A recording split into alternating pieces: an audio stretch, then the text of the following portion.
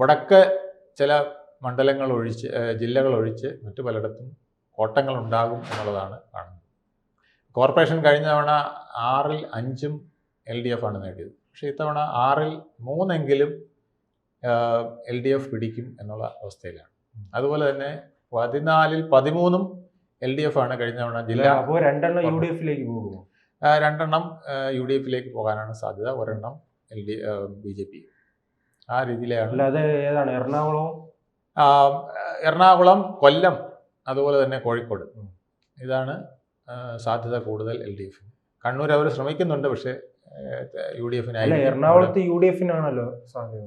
എറണാകുളത്ത് UDFിനാണ് സാധ്യത, പക്ഷേ ഇപ്പോഴത്തെ പല പ്രശ്നങ്ങൾ അവർക്കത്ര അനുഗുണമാണെന്ന് തോന്നുന്നില്ല.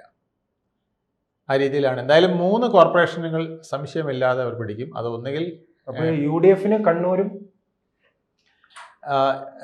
അത് UDFിന് കിട്ടാൻ സാധ്യത. കണ്ണൂരുണ്ട്. അതെ, കണ്ണൂരുണ്ട്. പിന്നെ ഒന്ന് പറയുന്നത് പിന്നെ തൃശ്ശൂരാണ്. സോറി, അതെ, തൃശ്ശൂരാണ്. തിരുവനന്തപുരം BJP തന്നെയായിരിക്കും മേൽക്കൈ എന്നുള്ളതാണ് പൊതുവെ. ഈ ഒരു അവസ്ഥയിലാണ് ഇപ്പോഴത്തെ പോക്ക്.